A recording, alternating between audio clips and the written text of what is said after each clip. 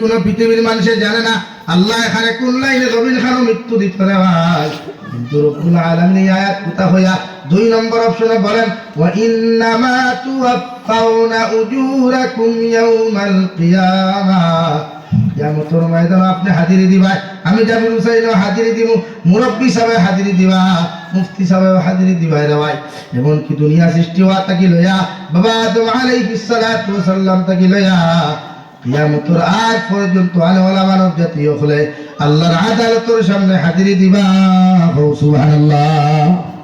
প্রত্যেকজন মানুষ কিয়ামতের মাঠে আল্লাহর আদালতে যাওয়া লাগবে। সব মানুষ কিয়ামতের দিন আল্লাহর আদালতের সামনে গিয়ে উপস্থিত হওয়া। এখন উপস্থিত হইতে কিতা লইয়া? নাফরমানি আর নিমুখারামি লইয়া নি ভাই। রব্বুল আলামিন বলেন কিয়ামতের ময়দানে আমার সামনে খানো তোমরা আইবা, আমার শরীরের মধ্যে কোনো খবর থাকতো না, শরীরের মধ্যে একটা টাকা পর্যন্ত থাকতো না। আজ 5 বছরের ফলে একটা উবাইলে শরম লাগি যায়, 6 বছরের ফুয়াটা একটা উবাইলে শরম লাগি যায় রে ভাই। মগর কিয়ামতের ময়দান সারা নবী হল তাকি লইয়া 1,26,000 নবী হল সহ এই জমিনের মধ্যে যত আদম হল জমিনে যাইবা, কিয়ামতের মাঠে সারা উলঙ্গ অবস্থায় দাঁড়াইবা। আলহামদুলিল্লাহ। হযরত আয়েশা ফরমানি ইয়া রাসূলুল্লাহ, ওগো আল্লাহর নবী মুহাম্মদুর রাসূলুল্লাহ, কিয়ামতের ময়দানে কি আমি আয়েশারে আল্লাহ উলঙ্গ অবস্থায় দাঁড় করাইবা? বিশ্ব নবী বলেন ও আয়েশা, আমি নবী তোমারে কইয়া দিয়া কিয়ামতের ময়দানে তুমি আমি নবীর মেয়ে হও, তোমার স্ত্রী হও না কেন, কিয়ামতের ময়দানে আমার আল্লাহ রব্বুল ইজ্জত ওয়াল জালালে সমস্ত মানব জাতির উলঙ্গ অবস্থায় দাঁড় করাইবা। নাউযুবিল্লাহ। হযরত আয়েশা ফরমান নবী কিয়ামতের ময়দানে আমি আয়েশারে যদি আমার আল্লাহ তাআলা উলঙ্গ অবস্থায় দাঁড় করায়, গোটা কিয়ামতের মানব জাতি তো আমি আয়েশারে কিয়ামতের ময়দানে দেখিলাইবা। বিশ্ব নবী বলেন ও আয়েশা, কিয়ামতের ময়দানে মানুষের দিকে তাকানো তো দূরের কথা, মানুষের সামনে দিয়া পর্যন্ত যাইতে পারতো না। শুধু নিচে দিয়ে খোল্লা দিয়া শুধুমাত্র পড়িব ইয়া রাব্বি নাফসি ইয়া রাব্বি নাফসি, এছাড়া কোনো লাইন নাই, কোনো হালত নাই। প্রত্যেকজন মানুষ লেংটা হইয়া আল্লাহর আদালত দ্বারস্থ হই। দেহের মধ্যে কোনো খরম থাকতো নাই। বিশ্ব নবী মুহাম্মদুর রাসূলুল্লাহ সাল্লাল্লাহু তাআলা আলাইহি ওয়াসাল্লাম ফরমায় কিয়ামতের ময়দানে মানব জাতির ফাওর তোলার মধ্যে কোনো খরম থাকতো না। আইস তো সূর্যরে ভাই লক্ষ কোটি মাইল উপরে থাকার পরেও মানব জাতি গরম জানতে পারে না, মানব জাতি এসির মহামায় গরম জানতে পারে না, 2-3টা ফ্যান লাগে আমার যে গরম জানতে পারে না। এই সূর্যের তাপমাত্রারে আল্লাহ 100 ভাগে বিভক্ত করিয়া 99 ভাগে আসমানের ভিতরে কন্ট্রোল করিয়া রাখছে, আর মাত্র 1 ভাগে আল্লাহ জমিনের মধ্যে দুনিয়া ছাড়িয়া দিলাইছে। ও 1 ভাগের পাওয়ারতে দুনিয়ার মানুষে জানতে পারে না, দুনিয়ার মখলুকাতে জানতে পারে না, দুনিয়ার আদম সন্তানে জানতে পারে না, দুনিয়ার সমস্ত পশু পাখি পর্যন্ত জানতে পারে না। কিয়ামতের ময়দানে মহান আল্লাহ রব্বুল আলামিন বলেন কিয়ামতের ময়দান অনুষ্ঠিত হওয়ার লগে লগে আল্লাহ সূর্যের দিকে ইশারা করিয়া কইবারে সূর্য, আমি আল্লাহ তোমারে কইয়ার তোমার মধ্যে যতটুকু পাওয়ার আছে, যতটুকু ভোল্টেজ আছে, সবগুলা তুমি কিয়ামতের মাঠের মধ্যে তুমি অবস্থান করো। নাউযুবিল্লাহ। তোমার মধ্যে যত পাওয়ার আছে, তোমার মধ্যে যত তাপমাত্রা আছে, সমস্ত তাপমাত্রাগুলা তুমি কিয়ামতের মাঠের মধ্যে ছাড়িয়া দিলাও। দুনিয়ার মানুষের সহ্য করুক আর না করুক, মগর আমি আল্লাহ তোমার আদেশ দিলাম। নাউযুবিল্লাহ। আমার দুস্থ হল, আমার বুজুর্গ হল বিশ্ব নবী মুহাম্মদুর রাসূলুল্লাহ সাল্লাল্লাহু তাআলা আলাইহি ওয়াসাল্লাম ফরমায় এই জমিন থেকে কোন মানুষে যদি দররা পরিমাণ গুনাহ লইয়া জমিন থেকে চলে যায়, এটা গাড়ি মুড়ার মেসা বখল আনিয়াও যদি তোমার কবর দোয়া করাও, আল্লাহ মেসা বখলের দোয়ারে কবুল করতেও পারে না করতেও পারে।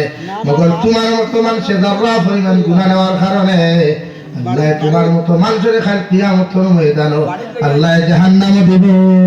নাউযুবিল্লাহ।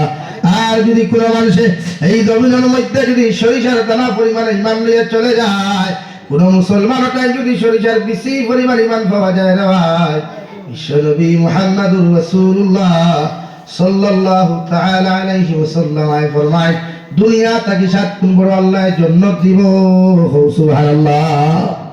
আরে ভাই জমিন নাফরমানি করতায় গান বাজনা নিয়ে জমিনের মধ্যে তুমি ব্যস্ত থাকরায়, ফ্রি ফায়ার নামক বেহামি খাওয়ার মধ্যে লিপ্ত থাকরায়, নাটক লইয়া জমিনও ব্যস্ত থাকরায়, লুচ্চামি আর বদমাশি লইয়া জমিনের মধ্যে তুমি ব্যস্ত থাকরায়।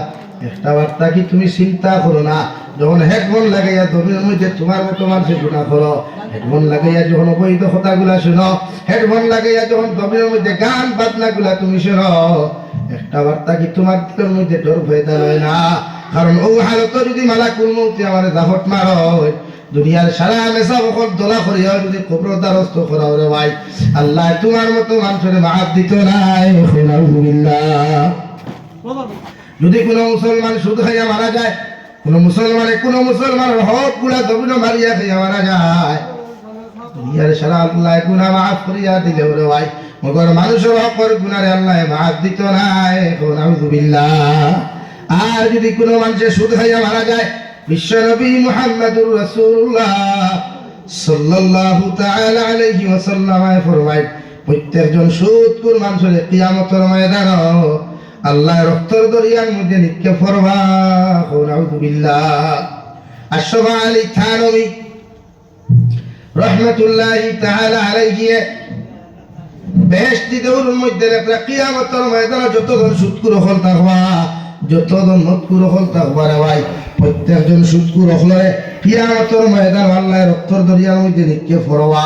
যতদিন পর্যন্ত কিয়ামতের বিচার কার্য শুরু হইছে না, কবর দাফন করার লগে লগে তোমার বিসমিল্লাহি ওয়া আলা মিল্লাতে রাসূলিল্লাহ হইয়া যখন তোমার আমারে কবর দাফন করা হইবা, আর তোমার পেটের মধ্যে যদি সুদ থাকে, তোমার পেটের মধ্যে যদি মদ থাকে, তোমার জিহ্বার মধ্যে যদি পর সমালোচনা থাকে, বিশ্বনবী বলেন কবর থেকে তোমার আযাব হান্তা শুরু হইব। অর্থাৎ জিহ্বা গুলারে ফেরেশতা হলে চিমটা দ্বারা জমিনের মধ্যে কাটাকাটি করবা, টানাটানি শুরু করবা, আর রক্ত কবরের মধ্যে দাফন করার লগে লগে সুদখোর হলে আল্লাহ রক্তর দরিয়ার মধ্যে নিক্ষেপ করবা। আলহামদুলিল্লাহ।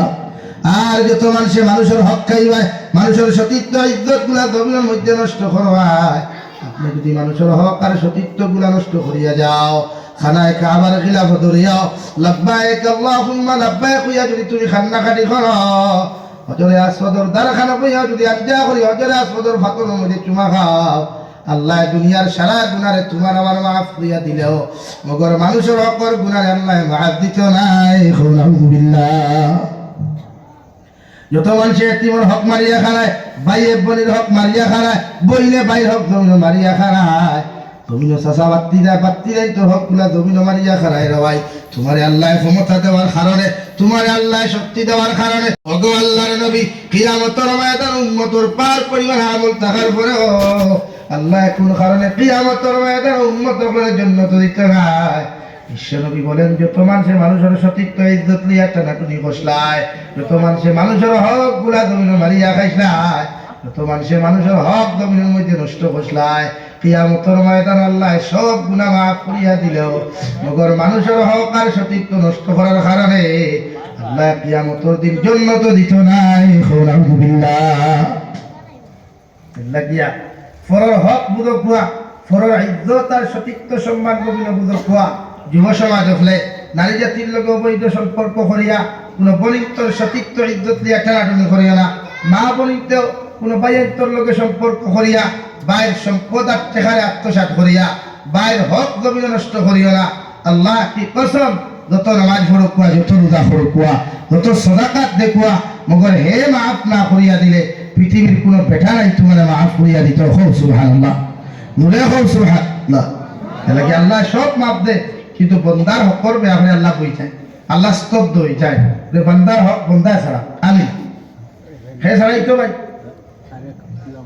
বন্দা ছাড়াই। তেমন কি যদি বান্দা মারা যায়, তারপরে আপনার দায়িত্ব হইল বান্দা মারা যাওয়ার বাদে